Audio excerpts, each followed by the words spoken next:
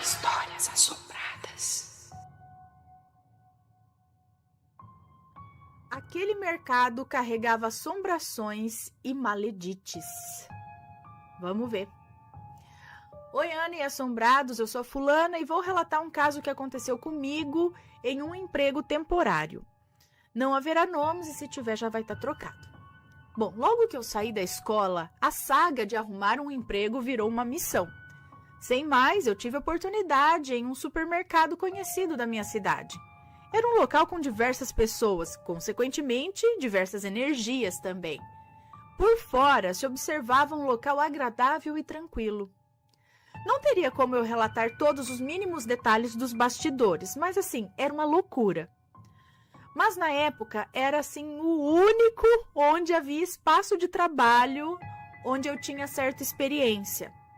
Não foram dias fáceis. Eu tinha acabado de desenvolver e de descobrir um quadro clínico de depressão e, ao mesmo tempo, por lidar com o público, tinha que mascarar todos os meus demônios o melhor possível, pois eu gostava do meu emprego.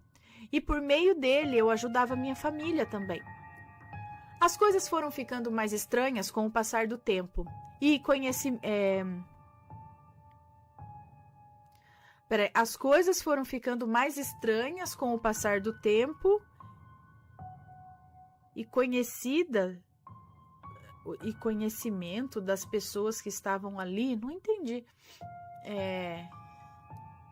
Enfim, o horário depois do lanche era tenebroso para mim.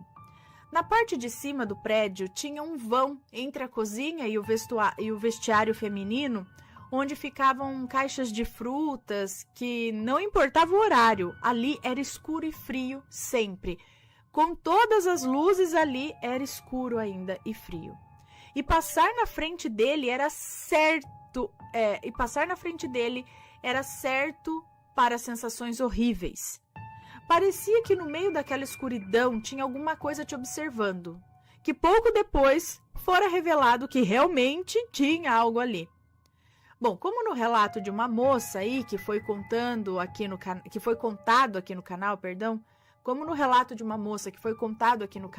que enfrentou um egum que se apossava do corpo de seu marido por ele ser médium de transporte e ela com seus guias teve que tomar a frente para dar um chega para lá no espírito infeliz, a parte exata dela descrevendo, vamos dizer assim, o marido, entre aspas, entre os móveis ali da cozinha, como que se escondendo ali durante a possessão, é um exemplo perfeito para o que eu via ali naquele breu.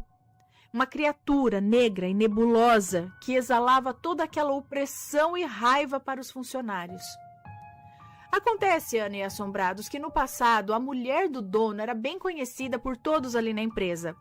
Ela atuava junto de seu marido na parte de administração e por diversas vezes ela incorporava, do nada, na sala que ficava ao lado do vestiário feminino. Era algo característico. Mãos atrofiadas, mudança de postura, mudança na voz e o hábito de pedir cigarros junto com bebida. Falava coisas desconexas, o que para mim era claro que era um espírito baixo fingindo ser uma entidade. E quem era encarregada de fazer esse espírito voltar de onde saiu era uma das funcionárias mais antigas e com raízes em religião africana de berço. Uma mulher preta que tive orgulho de conhecer e de trabalhar junto. Sim, só ela conseguia se comunicar com aquele espírito que baixava na dona e causava pânico sobre as nossas cabeças, sem sabermos de nada por anos. Então, justamente quando a mulher faleceu, o espírito perturbado permaneceu preso à matéria, circulando por onde já conhecia e gostava. A mulher do dono faleceu, é isso? A que recebia o espírito? Ali não era escuro à toa. Foi o que a funcionária me relatou.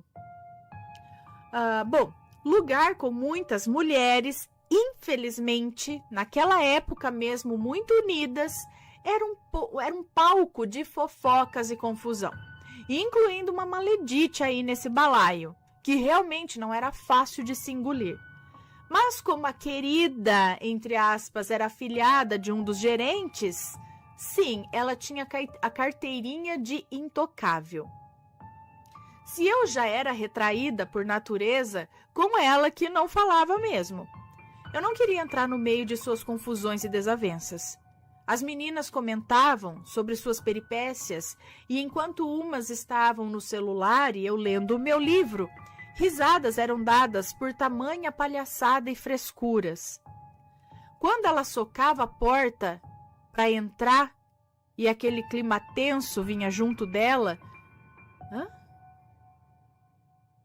Não entendi. As meninas comentavam sobre suas peripécias e enquanto umas estavam no celular e eu lendo o meu livro, risadas eram dadas por tamanha palhaçada e frescura. Não entendi. Quando ela socava a porta para entrar e aquele clima tenso vinha junto dela.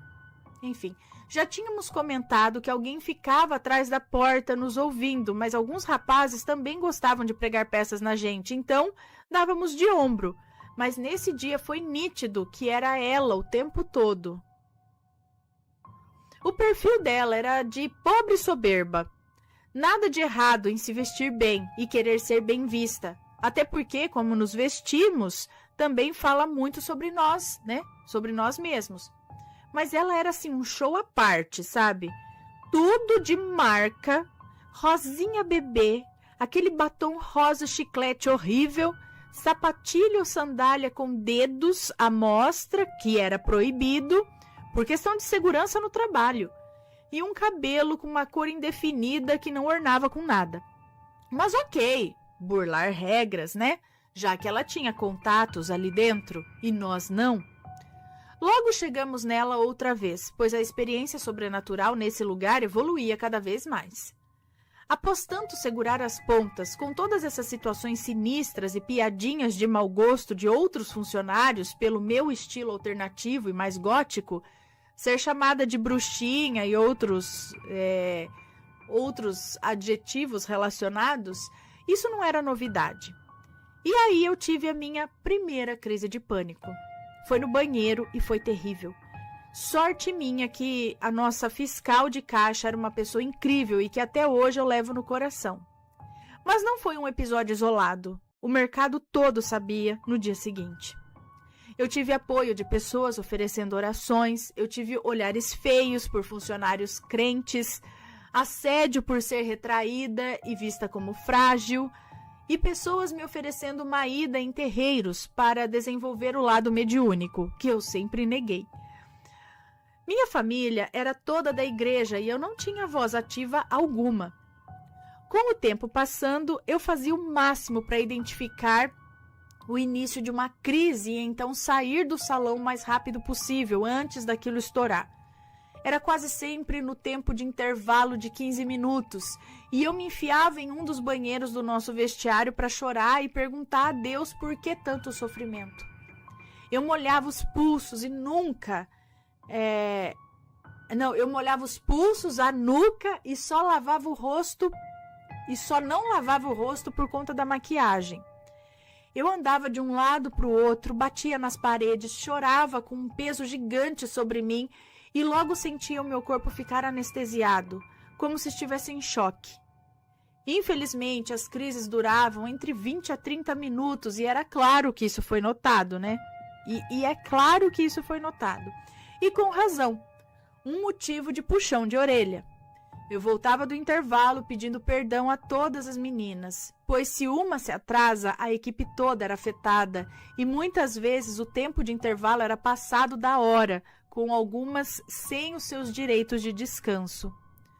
O lado bom é que a maioria sabia que não era algo proposital, pois em pouco tempo eu tive crises que algumas delas estavam presentes e me amparando.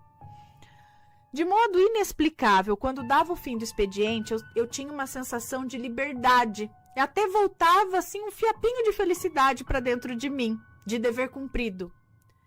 Outro dia inesquecível e que de fato foi o pior dia da minha vida e o real motivo de contar esse relato, foi quando eu cheguei no serviço e não pude sentar diretamente no caixa, pois logo avisei que estava tendo sintomas da crise para a fiscal. e ela me mandou tomar um copo com água e fazer a reposição no salão. Concordei, querendo sair correndo dali por dentro, né? Mas fui fazer o meu trabalho. O meu mal é que o meu rosto não esconde quando eu tô abalada. Lembram da Maledite, que disse, que falei no início do relato? Desde que ela observou que eu chamava atenção no meio das meninas por ter um estilo diferente e causar curiosidade nas pessoas, a birra dela começou. Já não gostavam dela desde quando eu cheguei no mercado, pois sua prepotência, malícia e jeito grosseiro com as demais a isolou totalmente. Tanto que ela sumia por mais de 1 hora na hora do almoço, prejudicando a equipe com sobrecarga de trabalho. Além de falar conosco como se fosse a nossa chefe, sendo que exercia o mesmo posto que o nosso. Ninguém gostava de sentar perto dela, no serviço. Ela falava alto, era grossa com os clientes ou chegava até a fazer piadas de mau gosto absurdas, dizendo que quem tinha depressão era pessoa fresca. Isso não existia, era falta de porrada ou falta de trabalho. Olha, eu quase avancei nela quando eu ouvi essas coisas.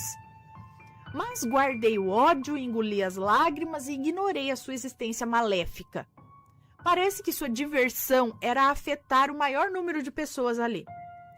Eu ia de jeans, cordões, anéis, uma maquiagem gótica suave, cabelo arrumado, vermelho, coturno ou tênis preto e moletons oversize, junto da minha fiel mochila e dos meus livros. Nessa época eu comecei a descontar o estresse em mim mesma, se é que me entendem. E por favor, se chegarem a esse nível, procurem ajuda. Você não está sozinho. Pelo contrário, tem muita gente passando pelo mesmo, esperando só que alguém perceba e não julgue. Pois não é nada fácil viver dia após dia, somente certa da morte, onde tudo é preto e branco. Enfim, ela começou a usar botas, o batom rosa virou para uma cor escura, a bolsa virou mochila e uma make pesada, que só ressalta o que na verdade era para esconder. Um verdadeiro terror. E o cabelo, estranhamente, também mudou. E eu ia vestida com tal roupa. E dia seguinte ela estava com o mesmo estilo da minha roupa, só que mais exagerado e sem nexo. Eu era uma moça de 18 para 19 anos na época, e ela já era uma mulher feita, com filhos e se vestindo como uma moleca. Logo ela viu que virou chacota e caiu em si, mas os seus comentários ácidos só aumentavam. Eu sentava no caixa, ela implicava com o meu modo de sentar, implicava com os rapazes que estavam embalando as compras, dizendo que conversávamos demais e que eu me viraria sozinha ali. Quando viu que eu tomava remédios, ameaçou, dizendo que era feio fazer isso ali e que falaria com o gerente a respeito. E Ana, eu só tinha os remédios no bolso porque foi autorizado. Obviamente eu tinha horários, mas mesmo com as nossas bolsas trancadas em armários, eu também me sentia melhor se os remédios estivessem perto de mim para cortar as crises. Uma das funcionárias ali, que era também da turma que só quer trabalhar e ser feliz, veio me ajudar no caixa. Discretamente perguntou como eu estava naquele dia, pois sentei só depois do almoço no caixa e ela me chamou para ir em um centro com ela. E eu concordei, pensando como que eu ia fazer, pois ela achava que isso era um processo de obsessão e não só a doença em si. Eu dei de ombros, eu não sabia explicar ao certo. E alguns minutos depois, quem se sentou no caixa em frente ao meu? A Maledite.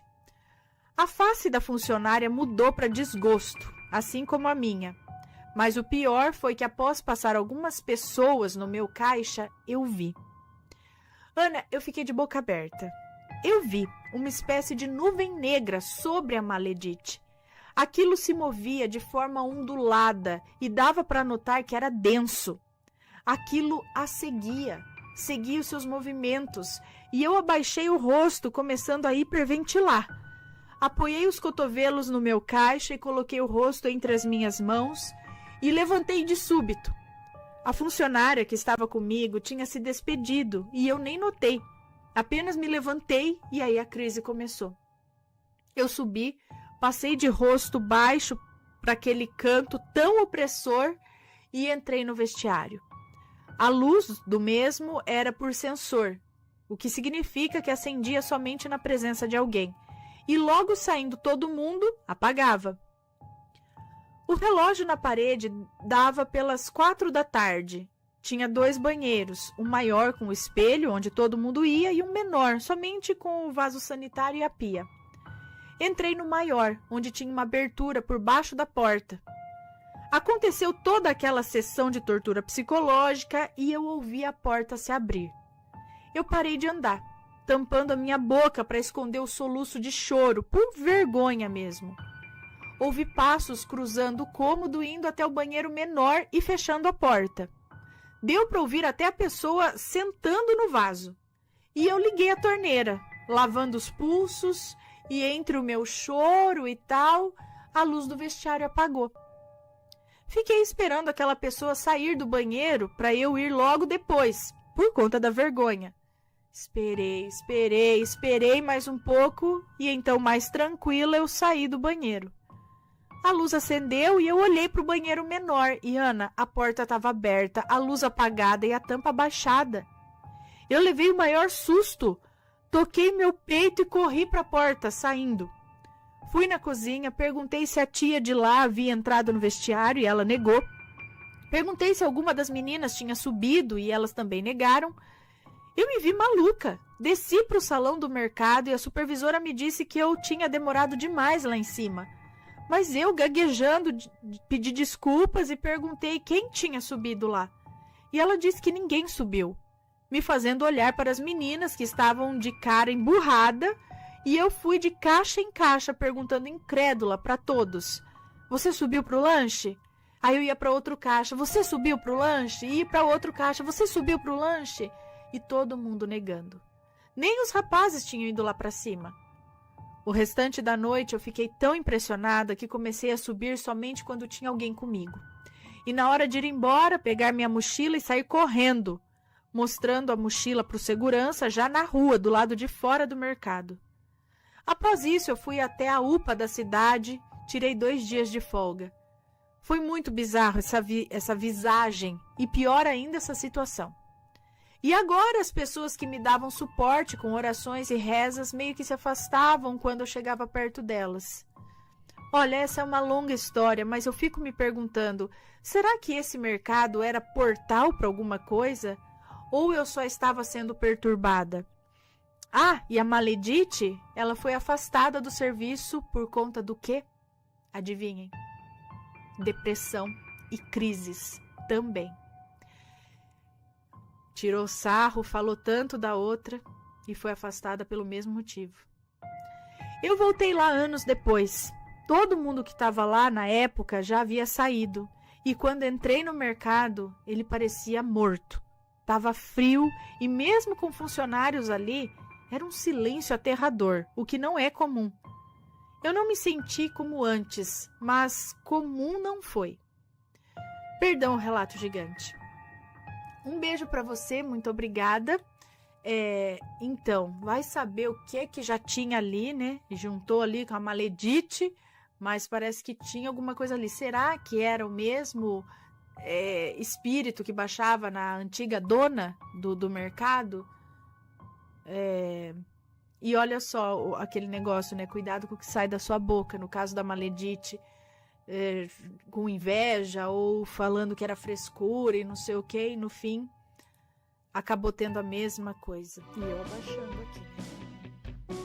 E aí, tá gostando dos relatos? Então o que você acha de deixar um like aí no vídeo, hein? Gosta dos relatos? Deixa o seu like, mesmo que seja nos cortes.